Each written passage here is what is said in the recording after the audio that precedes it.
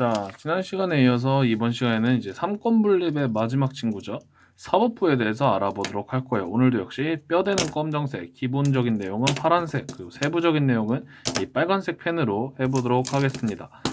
자, 종이도 역시 선생님은 이면지를 준비했고요. 여러분들도 뭐 이면지 한 장 준비해 주시면 좋을 것 같아요. 자, 이면지를 선생님은 반보다는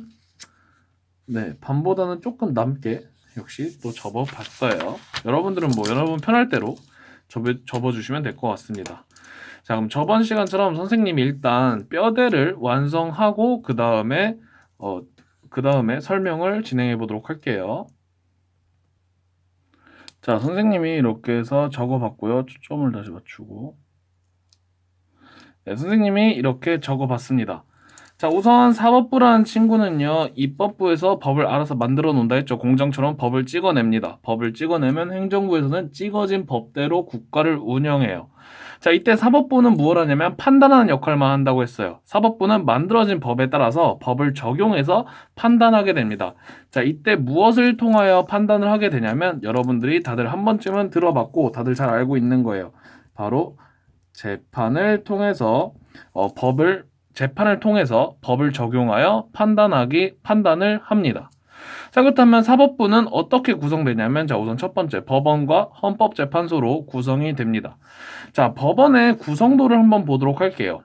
자, 법원의 구성도를 보면요. 자, 대법원이 있고요. 가장 대빵이죠. 대빵인 대법원이 있고, 두 번째로 고등법원이 있고, 그 다음 마지막으로 지방법원이 존재합니다.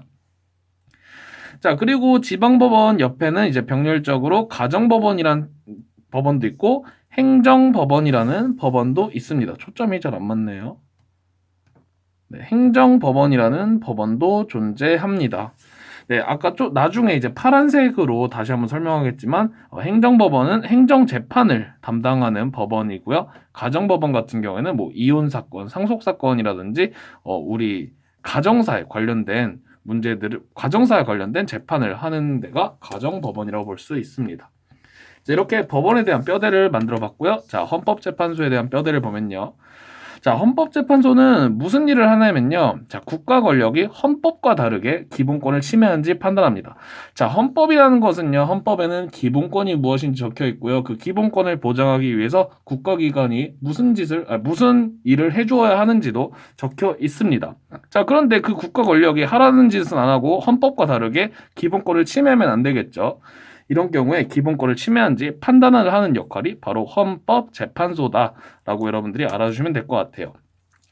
자, 그럼 헌법재판소에는 구체적인 권한이 이렇게 5가지가 있는데요. 이 5가지를 어쩔 수 없지만 여러분들이 외워주셨으면 좋겠습니다. 굳이 선생님 저는 기억력이 너무 딸립니다 하는 친구들은 여기서 권한쟁의 심판은 살짝 중요도가 떨어지니까 위에 4개만이라도 여러분들이 꼭 외워주시면 좋을 것 같아요.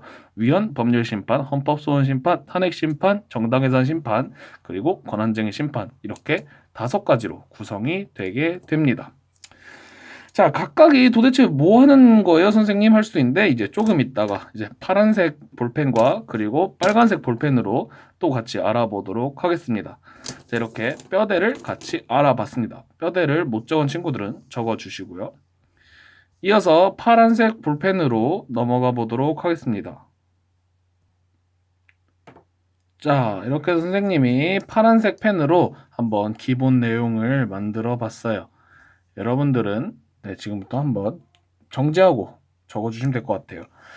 말했듯이 이렇게 여백들은 따로 또 적을 내용들이니까 최대한 선생님이 쓴 것처럼 간격을 맞춰서 적어주면 좋을 것 같습니다.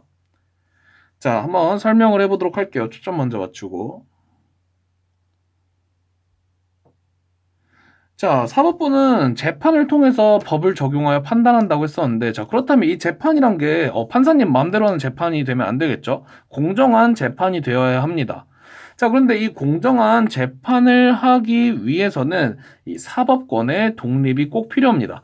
만약에 사법권이 독립하지 못하고 판사님이 국회의원 눈치를 본다든지 판사님이 대통령의 눈치를 본다면은 공정한 재판이 될 수가 없겠죠.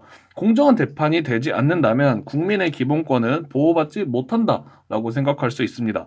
자, 그렇기 때문에 국민의 기본권 보호를 위해서 이것은 우리가 늘 지금까지 했던 말처럼 인권 보장이라고도 말할 수 있겠죠.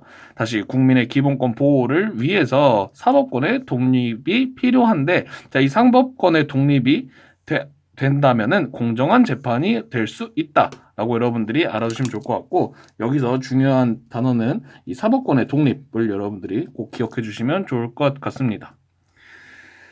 자, 그 다음에 이제 법원에 대해서 선생님이 아까 그 구성만 얘기했는데 얘네가 도대체 무슨 일을 하는지 한번 알아보도록 하겠습니다. 초점이 자꾸 안 맞네요. 자, 우선 첫 번째로 대법원은 사법부의 최고 기관이라고 볼 수 있어요. 그래서 대법원은 최종적인 재판을 담당하게 됩니다. 여러분들도 다들 알다시피 재판은 보통 3세판으로 이루어지죠. 이거를 조금 어려운 용어로 3심 제도라고 하는데, 자, 3심 제도에서 맨 마지막 3코, 자, 3코 즉 3심제 세 번째 재판은 대법원이 담당하게 됩니다. 자, 그 다음에 그 밑엔 고등법원인데 고등법원은 두 번째 재판 원코 2심 재판을 담당하게 되고요. 자, 첫 번째 재판 우리가 너 고소할 거야 하고서 고소를 하게 되면 일단 지방법원으로 가게 됩니다. 자, 이 지방법원은 1심 재판을 담당하고 있습니다. 자, 그 옆에 가정법원은 뭐 이혼이라든지 상속, 입양 등과 같이 우리 가정사와 관련된 다양한 재판들은 이 가정법원에서 이루어지게 되고요. 행정법원은 선생님이 아까 말했다시피 행정재판은 행정재판과 같은 재판들은 행정법원에서 이루어지게 됩니다. 자, 여기서 첫 번째 TMI가 나오게 되는데요. 교과서에 특허법원이라는 것이 나와 있어서 TMI로 선생님이 넣어봤습니다. 자, 이 특허법원은 요즘 뭐 여러분들 다들 알다시피 뭐 저작권과 관련된 이런 특허들에 대한 사건을 다루는 것이 특허법원인데요. 얘는 되게 독특하게 3세판이 아닙니다. 2심으로 마무리가 됩니다. 자, 그래서 특허법원에서 1심을 진행하고요. 여기에서 만약에 인정하지 못해서 항소를 하게 된다면은 여기서 고등법원으로 가는 게 아니라 바로 대법원으로 가게 됩니다. 그래서 특허법원은 2심이다. 굉장히 TMI고요.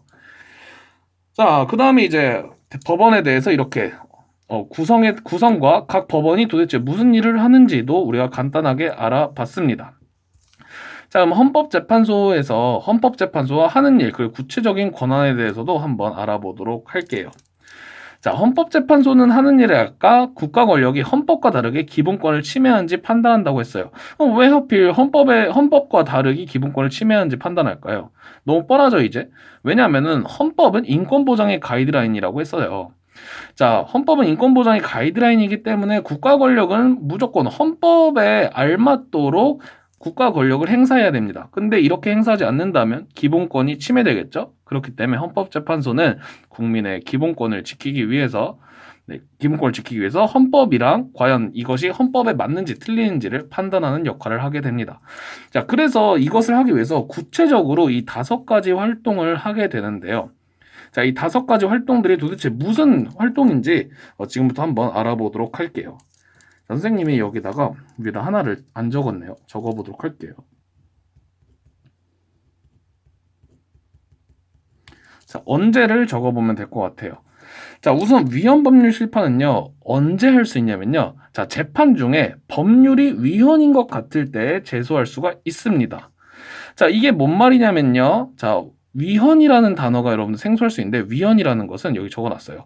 위헌의 뜻은 헌법에 위배된다. 헌법에 위배된다를 위헌이라고 합니다. 즉 재판 중에 어떤 법률을 적용할 거잖아요. 근데 이 법률 자체가 애초에 잘못된 법률 같은 거예요. 헌법에 어긋나는 것 같습니다. 이런 경우에는 위헌법률 심판을 걸 수가 있습니다. 자, 두 번째 헌법소원 심판이에요. 헌법소원 심판은 우리 저번에 인권침해와 구제 방안에서도 한번 우리가 본 적 있죠. 자, 공권력에 의해서 기본권이 침해되었을 경우에 우리가 헌법소원 심판을 제기할 수가 있습니다. 자, 다음 세 번째 탄핵 심판이에요. 자, 대한민국에는 탄핵 심판이 2번 정도 열렸고 한 번은 탄핵이 된 적이 있죠.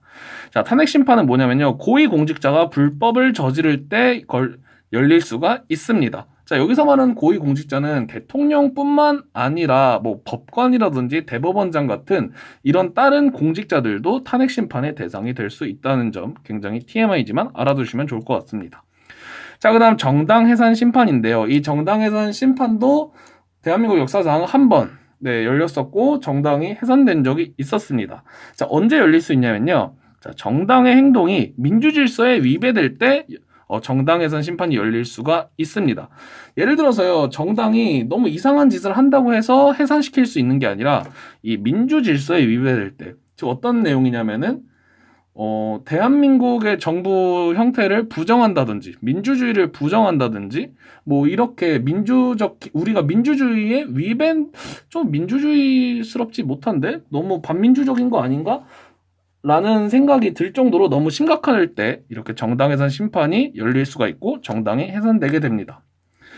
자, 그럼 5번째, 권한쟁의 심판인데요. 권한쟁의 심판은요, 자, 국가기관끼리 또는 지방자치단체 간에 다툼이 있을 때 중재해주는 역할을 해주는 게 권한쟁의 심판입니다.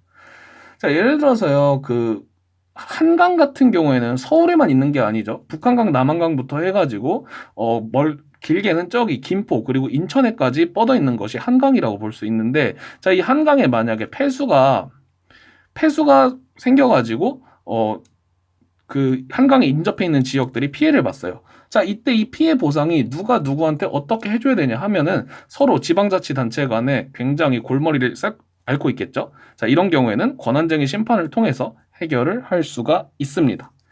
자, 이렇게 해서 우리 파란색 기본 내용까지 한번 알아봤는데요. 자, 이제 다시 빨간색 글씨로 넘어가서 세세한 내용을 체크해 보도록 할게요. 자, 초점을 다시 맞출게요. 자, 보도록 할게요. 빨간색이 좀 몇 개 추가가 됐어요. 자, 이렇게 추가가 됐고요. 자, 보도록 할게요. 다시. 자, 사법부는 법을 적용하여 판단합니다. 재판을 통해서요. 그래서 공정한 재판을 해야 되는데 어떻게 하냐면요. 사법권의 독립을 통해서 공정한 재판을 하게 됩니다. 자, 사법권의 독립은 구체적으로 일단 두 가지로 이루어져 있어요. 자, 첫 번째로는 이 법원이라고 쓴 거거든요. 자,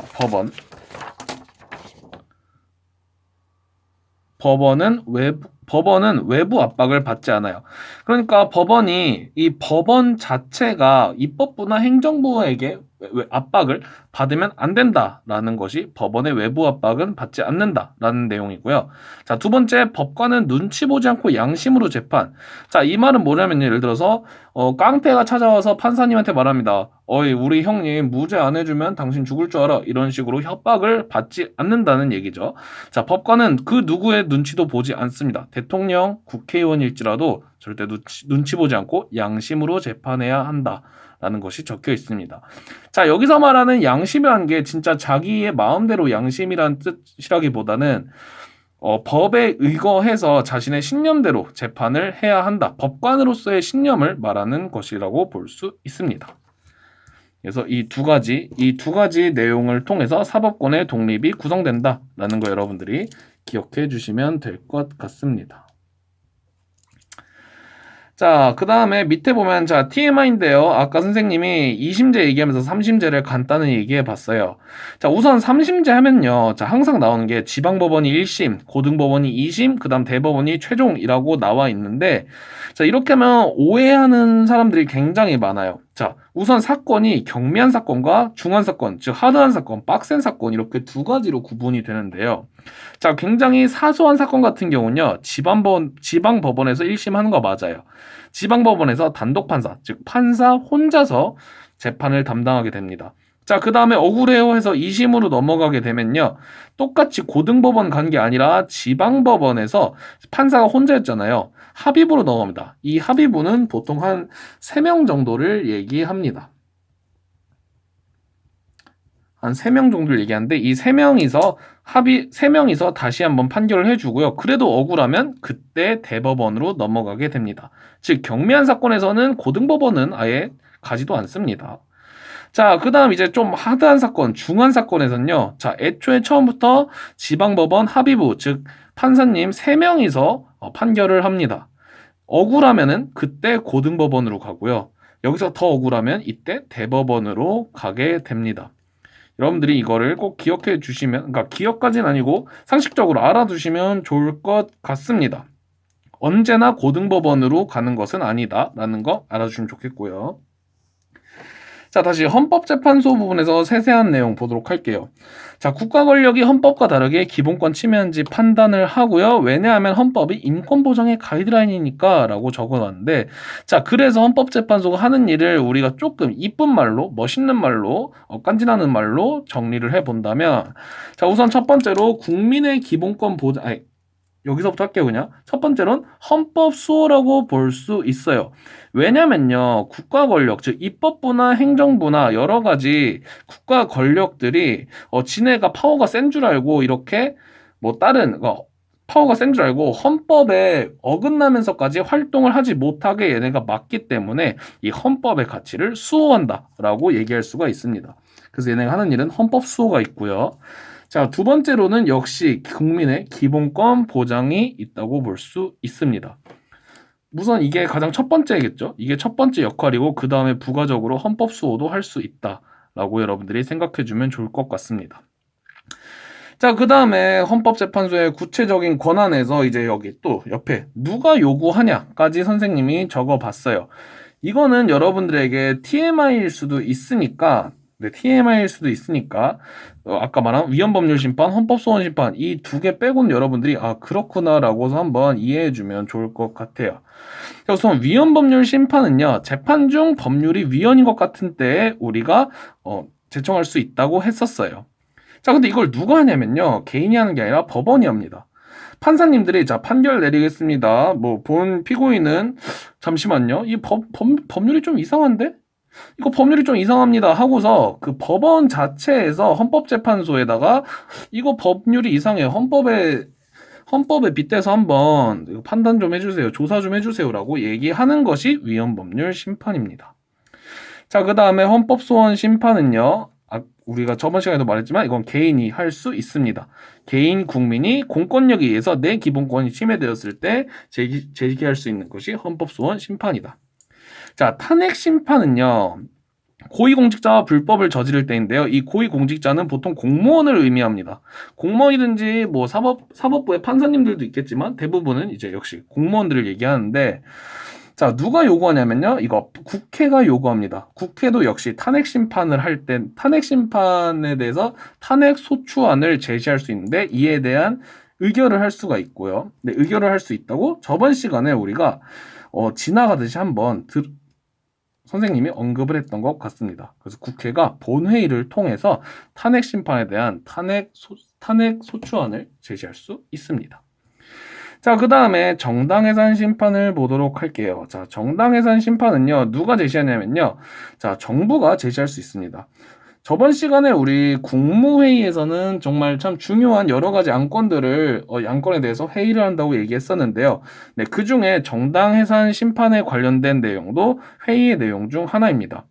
정당이 너무 좀 이상하다, 쟤네 민주주의에 너무 어긋나는 것 같은데 싶으면 국무회의에서 회의를 통해서 저 사람들 정당 해산시킵시다 라고서 의결을 한 뒤에 헌법재판소에 정부가 정당해산 심판을 신청할 수가 있습니다. 자, 그다음 권한쟁의 심판은 뭐 트러블이 있는 당사자들끼리 알아서 해결할 문제니까 당연히 각 기관들이 요구를 한다고 볼 수 있습니다. 자, 여기 TMI에 선생님이 추가를 해봤는데요. 자, 위헌법률 심판과 헌법 소원 심판을 하게 되면은 이 법률 자체에 대해서 이게 문제가 있는 것 같습니다라고서 얘기하는 경우가 많아요. 근데 만약에 법률이 위헌법률 심판이나 헌법 소원 심판을 통해서 위헌 결정이 나게 되면은 어떻게 되냐면 그 즉시 법률의 효력이 정지가 되게 됩니다. 이 빨간 글씨 자체는 아직까지는 TMI니까 여러분들이 그냥 참고해 주시면 좋을 것 같아요. 자, 이렇게 해서 사법부에 대한 내용도 모두 마무리가 되었습니다. 지금 필기가 안 되신 분들은 한번 쭉 보면서 필기를 해 주시고요. 자, 과제를 말씀드리겠습니다. 자, 과제를 말씀드릴게요. 자, 과제는요. 여기 보이죠, 여러분들? 자, 과제. 자, 우리 지역 우리 지역 지방법원은 어디에? 자, 우리 지역의 지방법원은 어디에 있는지 여러분들이 검색해서 찾아보고 역시 네이버 밴드 게시물 비밀 댓글에 적어주시면 좋겠습니다.